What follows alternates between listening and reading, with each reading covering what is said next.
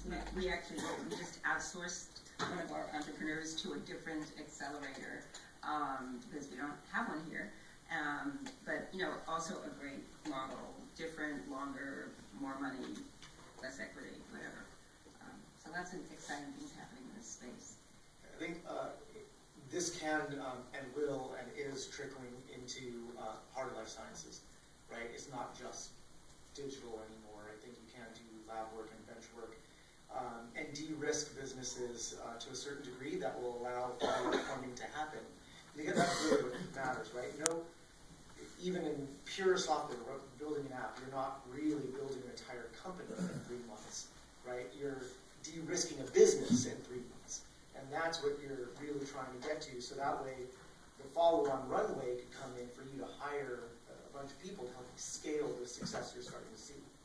So I think, going back to the acceleration theme and real estate, right? So how do you do that? I mean, for life sciences and hard life sciences, I think one of the biggest keys is having this facility available to you, having mentorship all around you, and having peers next to you to be working alongside and bounce ideas off of, right? And so when all of that happens, then you're really kind of focused on the prize. You don't have to go find a lab, right, which is like impossible right now in San Francisco, or even in South San Francisco. It's very difficult. You're not lonely, right? I've built a startup. I know how lonely it is, right? Like it's a defining feature of startup life. And so being around people and bouncing those ideas off, it allows you to have that whole ecosystem going. And I think that's one of the keys in the hard life sciences that's happening right now. Yeah, so speaking of the hard, as the representative of hard life sciences, which I never thought, now that everything that isn't digital health is now hard life sciences. Maybe that is defining why it takes so damn long to get it going. Maybe that's why it's hard life sciences. Yeah, I don't know. Okay, that's a whole other panel. That's a whole other panel.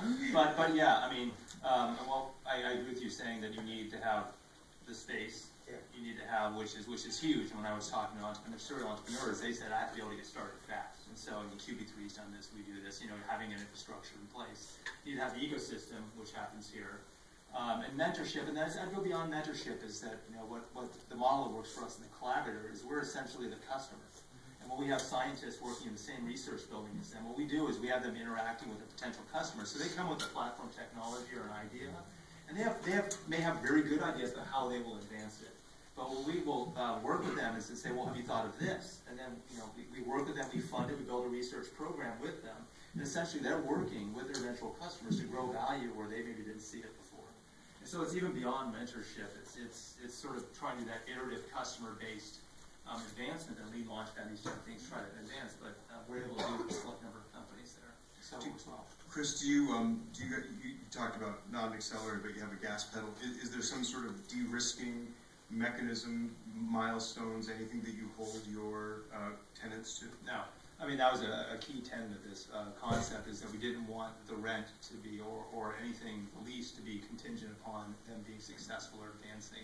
We looked at some of the large pharmas that had done incubator companies. Biogen did one, Pfizer did one, and I don't know, they did them in tough economic times. They folded. They folded when there was change of ownership. I don't know why they folded. They both had a component of equity investment and a first right to them. So we took the approach that's more common these days, I think, with incubators. Stephen Jansen, another one, is doing this, of not having any strings attached to the actual tenancy itself. And actually, from our philosophy, we would like to see these companies grow their technologies by working with other partners. I mean, we're in the front row seat. If they're doing something cool, where are they going to come tell what they did and how they want to apply to our problem? So for us, it's a workbench where we can help build value to these companies. And I mean, the biggest success for us is they go out, they build the ecosystem, they somehow find space for 100 people, I don't know where. They grow their companies, but they still talk to us. And so it just gives us a great position to help them move in a direction we want them to go. It brings value for the company, and then hopefully we continue to be able to be partners for them in the long run. And just a point of detail, you have 7, 8 spots in collaborative? Well, it's flexible. It's about 33 people. There's 7 spots. 2 of them are digital health, so they take 4 feet. They just need a place that isn't rock health where they can play with blood, so, yeah. Arvind, Lindy, both of you jumped, well, let me ask you, Lindy, first. You guys have some therapeutics within. How do you approach that, the hard life sciences or not, and those very different timelines that are required? I think it is hard life science, right? They're easy life science in the audience. We would welcome those applications. So we funded 20 companies over the last 2 years. I'd say 3/4 of which are at this intersection of biology and technology. And my hesitancy about, to be honest, some of the excitement of taking the accelerator model from technology and saying now we're just going to apply it to biology, it takes longer. And so I'm somewhat dubious around a very constrained 3-month timeline, that 5 months, that office space for that amount of time, and then spitting you out. It is not a Y Combinator demo day where that science happens in that timeline in lockstep, and you can just work more hours on it. So we're seeing that for our companies, we put up to $350,000 in. I think it takes more capital than most of these accelerators, certainly in the tech space, have tended to be doing. And it takes about 9 months working against the technical milestones that we set out with them to begin to raise usually what's about $1 million, $1.5 million of a convertible note. And it's usually about 24 to 36 months from our funding to be able to be ready for a Series A, to get to that, and they're nowhere near hiring 100 people off the bat, right? That's to get to maybe hire 25, 30 people. So I think it is a longer time horizon than the typical accelerator model, even with all the advances on the computational side and everything that we're all excited about. Mm-hmm. So no strings attached, strings attached, strings attached. You guys do take equity, and yeah.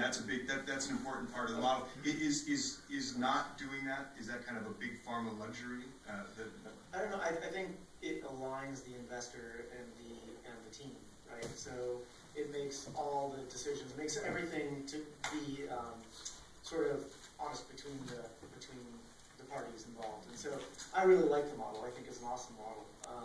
And so, I mean, I think you're absolutely right. There's a hard. The timelines are a bit longer. It's not 2 months, 3 months. I mean, so we're giving everyone space in our lab for a year.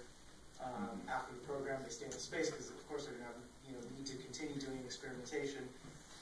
But maybe we have different data sets. But like our first batch, over half of the companies, 4 out of 6, have raised up over $1 million each. And so that's after a 3-month program, with 3 of those companies coming in with an idea. So times are changing in terms of what the follow-on Series A, Series B investors are looking for. This is also a world where consumer biotech is starting to happen. So this is not therapeutics companies, right? Like looking for a 7-year cycle and trying to produce a small molecule or something like that, right? Gluten-free, cow-free milk, right? They raised $2 million coming out of the program. So there's and again, going back to de-risking, right? It's not, I can prove everything in 3 months. That's not the goal. That's not what anyone's trying to do. It's what do you have to de-risk for investors to give you the runway that you're going to need? Because otherwise, these people have nowhere to go. Move-free would not exist today if it didn't have that program. Why? Because there would have been no money, period, for them to even play with the idea. So there's this whole gap that we're trying to promote. So Stephanie, I'm curious, as you talk to entrepreneurs,